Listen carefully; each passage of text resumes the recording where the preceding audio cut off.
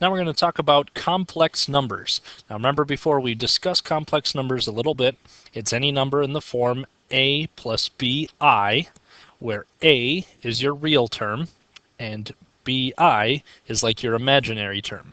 This I is our imaginary unit. Remember, it stands for the square root of -1.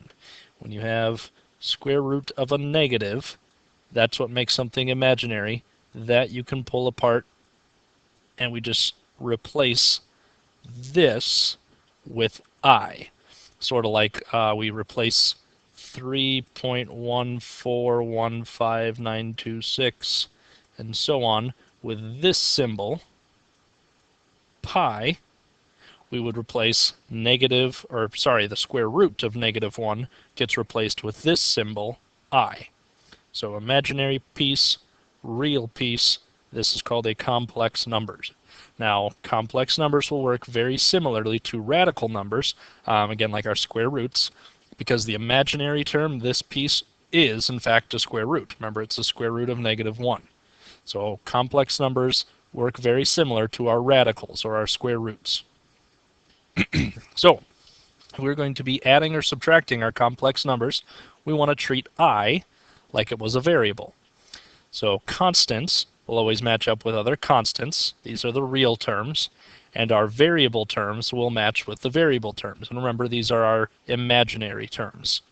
So if we have something like 3 plus 2i, this is a complex number, real and imaginary, plus this complex number, 4 minus 5i. Now I went ahead and color-coded these. The blue are your constants. Again, these are like your real terms. And the red are our imaginary terms.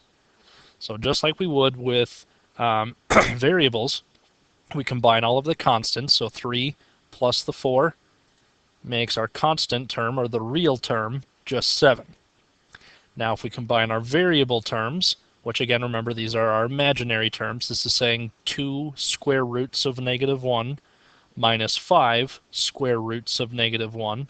Well, the 2 coefficient and the -5 coefficient would just add together and make a -3 coefficient. So 7 minus 3i. So this would be our answer, or our solution to this complex number plus this complex number. How about for subtracting? So we've got 3 plus 2i. This is all one complex number, minus this complex number, 4 minus 5i. So again, we just match the real pieces in blue with the imaginary pieces in red. And instead of adding them like we did up here, we're going to subtract them. So we can go 3 minus 4 is a -1. Or, if it helps, think of this as, instead of minus, you go add the opposite. So a -4, and instead of minus here, this is now a plus 5i. Okay, so this subtract became plus, and then do the opposite of each of these. So 3 plus a -4 makes a -1. Okay, we can spell it all out as 3, 2i. Again, here was that -4. Call of this a positive. Now it's easier to match. 3 and -4 make -1. Positive 2i, positive 5i makes positive 7i. So here we would have -1 plus 7i. This is your complex number solution. Let's try another one. These ones are a little bit simpler. We just have the imaginary piece to each of them. -i plus 8i. Remember, think of this as like a -1. Get rid of that and call it -1i. So -1i plus 8i. Again, think of it like a variable. We just match those coefficients then. -1 plus 8 is 7. So 7i. So that would be adding and subtracting with your complex numbers. Now, when you're multiplying complex numbers, you think of it again kind of like you would with radicals. Remember, this I is a radical. It's the square root of -1. So how would we multiply those? You distribute or you FOIL them. So things to remember, we're treating I like it was a variable, and then we're just combining all of the like terms. But in the end, remember that if you get an I squared, so kind of like if we had x's and we did x times x and got an x squared, remember that I squared is an actual number. It's equivalent to -1. So change any of your I squared terms into constants by calling it -1. So we'll get to some examples where I can show you what I mean with that. So for example, if we have 3 times this amount, -2i. Again, just think of this as though it was a variable. So like -2x times 3, we'd call it -6x. So in this case, we're going to call it -6i. This would again be your complex solution. You're just multiplying those coefficients. So how about in 4i times 5i? Well, 4 times 5 is 20. I times I is I squared. So we have 20i squared.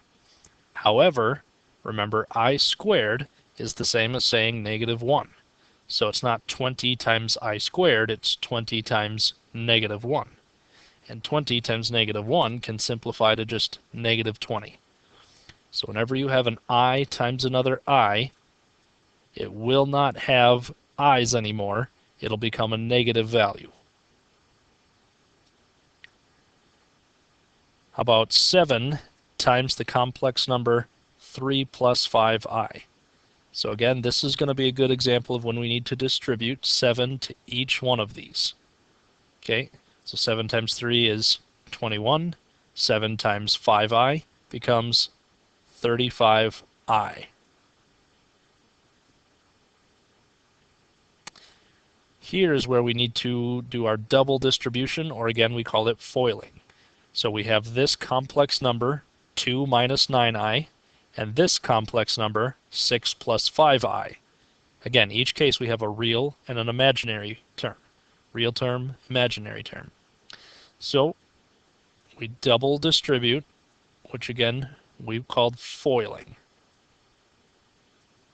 2 times 6, we'll move that off to the side. 2 times 6 is 12. 2 times 5i is 10i. -9i, don't forget this negative here. -9i times 6 would be -54i. -9i times +5 would be -45i squared. So again, even when we get here, if these were all variables, we would still notice this one and this one need to be combined. So we'd say, all right, we're going to go ahead and combine those two into just one I term, call it -44i. +10, -54 makes a -44. Also, though, in this case, I squared becomes this -1. So we have -45 times a -1, which means we can call that last piece plus 45. So we're able to simplify these 4 terms into 3 terms and simplify this last term into just one piece, one constant. So now we have constant and another constant. We need to put them together. So 12 plus 45 is going to be 57 with this -44i. So 57 minus 44i. This would be your solution to the complex multiplication problem. So that'll cover it for video 1.